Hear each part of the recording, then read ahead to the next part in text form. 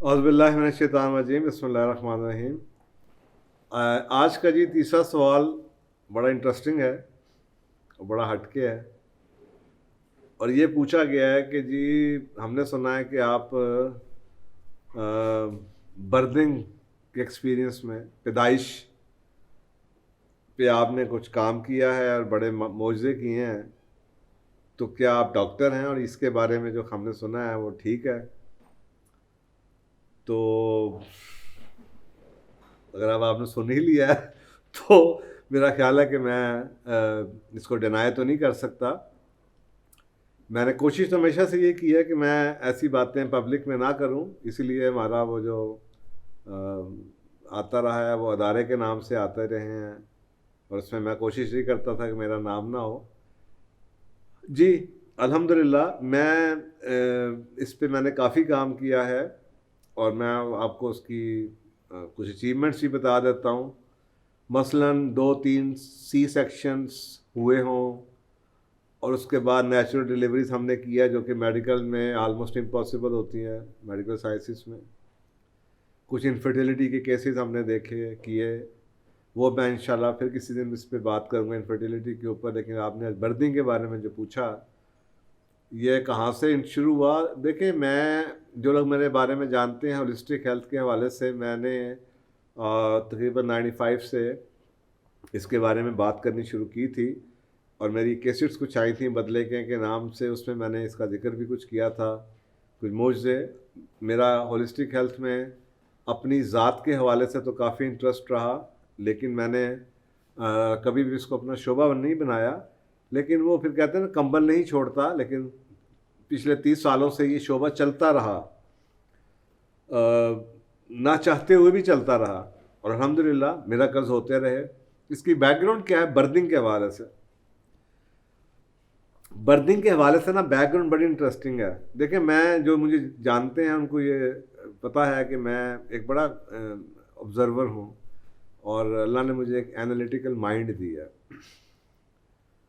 मैं चीज़ों को ना रिलेशनशिप्स बहुत अच्छा ढूंढता हूँ। हर एक बंदे की स्ट्रेंथ होती है। मैं पहले दफ़ा कई दफ़ा बता चुका हूँ कि मेरी कुछ स्ट्रेंथ हैं, कुछ वीकनेसेस भी हैं। तो ये मेरी स्ट्रेंथ है कि अल्लाह ने मुझे एक माइंड ऐसा दिया है कि मैं बचपन से क्यूरियस बहुत हूँ और सवाल जवाब अपने आप से भी करता रहता हूँ और एक एक चीज़ को जानने के लिए सारा साल लगा देता हूँ। जब तक वो चीज़ सॉल्व ना हो मैं उसके पीछे पड़ा रहता हूँ। तो कुछ ऐसे ही मेरे कुछ लाइफ के एक्सपीरियंसेस थे, देखता रहा दाएं बाएं ऊपर नीचे, और वो बात, वो जो बीज है वो बड़ा होता गया, वो क्रोसिटी बढ़ती चली गई, बढ़ती चली गई। मसलन मैं अमेरिका में था तो मेरा बेटा पैदा हुआ, ये 90 की बात है, 1989 की बात है। तो मुझे वहाँ पे बड़ी एक इंटरेस्टिंग चीज़ नज़र आई कि प्रेगनेंसी की क्लासेस थी। तो मुझे मेरी बेगम साहबा ने कहा कि जनाब आपको बुला रहे हैं डॉक्टर साहब। मैं बड़ा परेशान हुआ, जी मुझे क्यों बुला रहे हैं? वो कहा जी नहीं, प्रेगनेंसी की क्लासेस में हस्बैंड भी आते हैं। मैं पाकिस्तान से गया हुआ था, तो मैं कहा यार मैंने इधर क्या करना। लेकिन वो मुझे फिर आहिस्ता आहिस्ता कुछ बात समझ आई कि जनाब उसकी क्या वजूहात हैं। बस वो कीड़ा वहाँ से शुरू हुआ 1989 से। फिर कई मेरे एक्सपीरियंसेस थे, मैं देखता रहा कि जी अब ये रूटीन बनती चली जा रही है अस्पतालों में। कई मौके आए देखने के लिए, अस्पताल में जाना, डिलीवरी के वक्त देखना, शोर मचा हुआ अस्पताल में, किसी वजह से गया, कोई और वजह हो गई, कोई क्लाइंट आ गया उसने बता दिया जिससे सुनो सी सेक्शन हो रहा है, प्रॉब्लम्स आ रही हैं। मैं कुछ फार्मिंग में आ गया, डेयरी फार्मिंग में आ गया और मुझे अचानक ही एक दिन क्लिक हुआ। हमारे घर में ना एक बिल्ली थी, तो वो बिल्ली एक जगह ढूंढती फिरे, तो उसको हमने छोटा सा ना यूपीएस के लिए, बैटरीज के लिए एक छोटा सा खाना बनाया हुआ था। तो वो बड़ा एक घर के एक जगह आइसोलेटेड सी जगह थी, तो वो जनाब उसके अंदर घुस गई।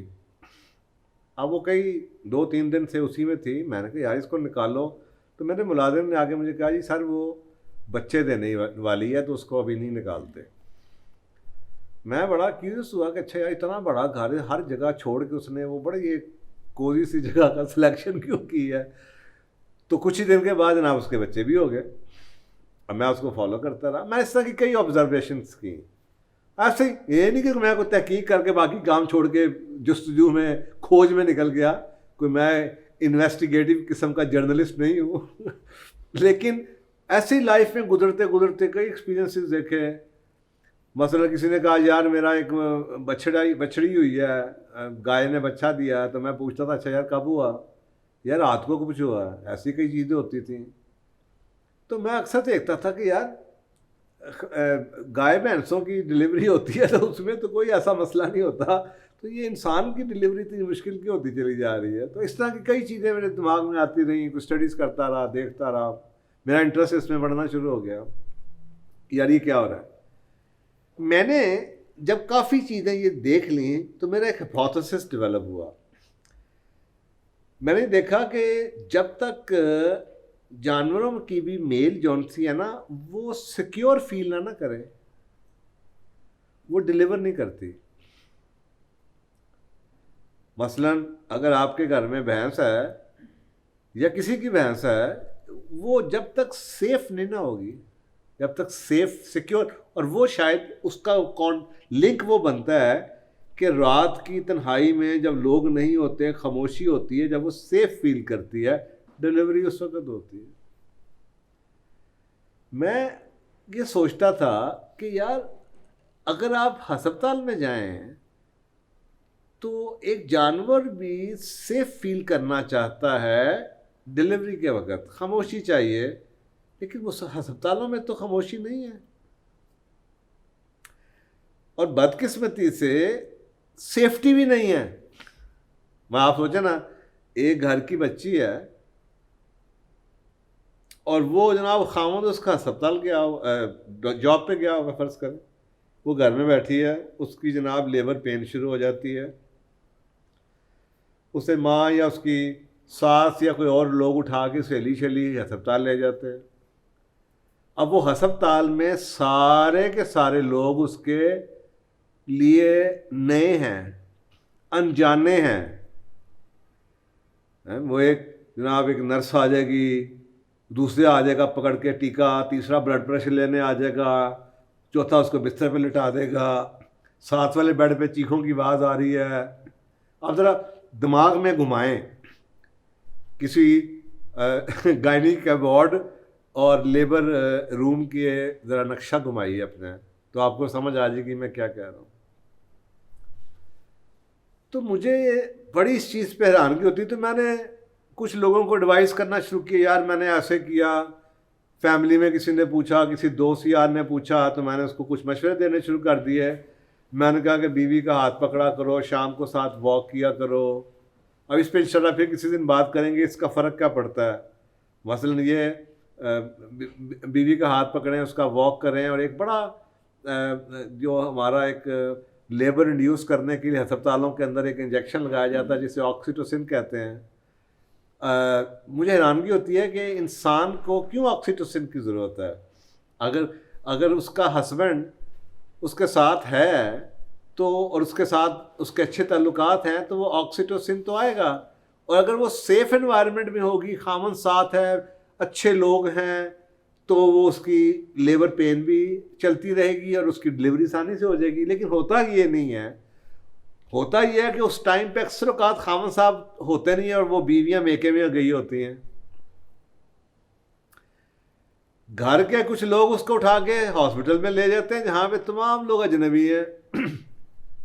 एनवायरनमेंट ऐसा है जिसमें शोर शराबा पड़ा हुआ है। लेडी डॉक्टर साहिबा और जो नर्सें हैं वो पूरा गैंग मिला हुआ है, जिनका मकसद ये है कि हमारी शिफ्ट के अंदर अंदर ये काम हो जाए ताकि अगली शिफ्ट के लोग हमारा पैसा ना कमा लें। और आपको पता है it's all about time, bed का टाइम है ना, वो चाहेंगे एक ही बेड पे रोज़ की 3 डिलीवरियाँ हो जाएं और ज़्यादा से ज़्यादा पैसे हम कमा लें। तो उनके पास इतना सब्र तहम्मुल नहीं है, और ऊपर से माहौल ऐसा होता है कि वो घर से बेचारी जाती है, उसको लेबर पेन हो रही होती है, और जब वहाँ पे पहुँचती है इतने खौफनाक किस्म के माहौल में, तो उसकी लेबर पेन रुक जाती है। जब लेबर पेन रुक जाती है तो डॉक्टरों के पास मौका आता है, नर्सों के पास, कि जी 2 घंटे हो गए, 3 घंटे हो गए जी, 4 घंटे हो गए जी, लेबर पेन आपकी रुक गई जी, बस अब ये नहीं हो रहा जी, अब ऐसा नहीं करता, अब इसको दवाई दे दें, अब इसको टीका लगा दें, अब सी सेक्शन होगा। वो ऐसा ड्रामा करते हैं कि आप लोग मजबूर होकर जनाब सी सेक्शन करवा के 1.5-2 लाख रुपया लगा के डॉक्टर की जेब गर्म करके, नर्सों का जनाब काम करके, वो अपनी शिफ्ट में घर के आप बड़ी अक्लमंदी से आप समझते हैं कि जी आपने बड़ा तीर मार दिया। ये मैंने 1 दफ़ा नहीं, 2 दफ़ा नहीं, 20 साल में मैं ये नोट करता रहा। और फाइनली फिर मैंने इस पे लोगों को मशवरे देने शुरू किए। उनके घरों में जनाब काफ़ी तब्दीलियाँ आनी शुरू हो गई। करते करते करते कुछ ऐसे भी हालात हुए कि अस्पतालों के अंदर कोई डिलीवरीज हो रही थी, उन लोगों ने मुझे फ़ोन किया, डॉक्टर ये कह रहे हैं, वो कह रहे हैं। मैंने कहा नहीं, ऐसे कुछ नहीं है, आप ये करें, आप वो करें। उन्होंने जाके कह दिया कि जी अभी नहीं, अभी हम और इंतज़ार करेंगे, हम लिख के देते हैं। उन्होंने डराना शुरू कर दिया कि जी अगर कुछ हो गया बच्चे को तो आप जिम्मेदार। उन्होंने कहा जी आप छोड़ें, मैं जिम्मेदार हूँ, मैं इसका खावंद हूँ। तो वो बातें फैलनी शुरू हो गई जी कि इनका कोई पीर साहब है तो वो पीर साहब का फ़ोन आया, उसने कहा जी अभी नहीं, आपने ऑपरेशन कराना। और वो डीड होने के साथ हम भी करते रहे, मैं उसको एडवाइस करता रहा। इस तरह हुआ कि जनाब उसकी डिलीवरी हो गई। तो इस तरह के कुछ वाक़यात होने शुरू हो गए। करते करते कुछ चैलेंजेस आने शुरू हो गए, जानने पहचाने के लोगों की, यार ये बच्ची है, इसके 2 सी सेक्शन है, ये चाहती है नेचुरल डिलीवरी होनी चाहिए। डॉक्टर तो नहीं करेंगे, कोई भी नहीं करेगा, उसको हाथ ही नहीं लगाता था कि ये तो रिस्क है। तो अल्हम्दुलिल्लाह वो कुछ केसेस हुए। ये सारी स्टोरीज आपके हमारे जो इंस्टीट्यूशन है उसमें लगी होंगी। तो इस तरह करते करते करते मैं मशहूर हो गया जी कि मैं डॉक्टर साहब हैं, कोई मुझे पीर साहब कहता था, कोई मुझे डॉक्टर साहब कहता था। तो अल्हम्दुलिल्लाह मेरे पास और भी हैं, मेरे पास कई गायनेकोलॉजिस्ट ऐसे जिनको अपने शोबे से नफ़रत होगी कि यार हम क्या करते फिर रहे हैं, और ये बेचारा ना डॉक्टर है, ये हमें पढ़ा रहा है ये। तो वो मेरे साथ आ गए। कुछ और हमारे इंस्टीट्यूशन के साथ लोगों ने आके सीखना शुरू कर दिया, मिलना शुरू कर दिया, और मैं उनको एडवाइस करता रहा। तो ये मेरा इसके बर्दिंग के बारे में अल्हम्दुलिल्लाह। वो कहते हैं ना, मैं क्लिनिक तो नहीं मैंने बना के आगे ज़िंदगी गुजारनी, कुछ लोगों ने पढ़ाना होता है, कुछ लोगों ने चलाना होता है। तो अल्हम्दुलिल्लाह मैंने कई गायनेकोलॉजिस्ट को और कई लोगों को और कई डॉक्टर्स को ये पूरे का पूरा जो मेरी लर्निंग्स हैं उनको समराइज़ करके बताया। और आज इस प्रोग्राम की वसासत से और लाखों लोग इस बात को सुनेंगे। मैं तो हैरान होता हूँ कि जी छोटे छोटे भी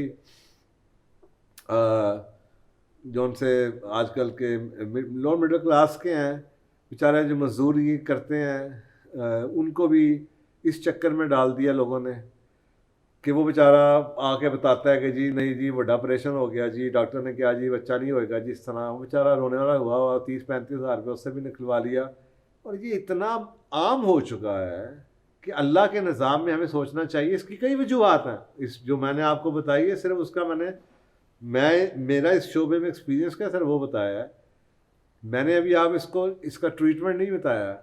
तो वो लंबी बात है कि आप 9 मंथ्स में क्या करते हैं, क्या एहतियातें हैं, कैसे वो किया जाता है, उस पर मैंने बात नहीं की। इंशाल्लाह फिर किसी दिन बात कर लूँगा। लेकिन मैंने सिर्फ आपने क्योंकि सवाल पूछा था कि हमने सुना है कि जी आप इसमें काम, हाँ मैंने उसका जवाब दिया कि जी मैं इसमें काम किया है, काफ़ी किया है, और मिरेकल्स अल्हम्दुलिल्लाह हुए हैं। लेकिन उसके पीछे ये स्टोरी ऐसे शुरू हुई थी। तो ये है जनाब इस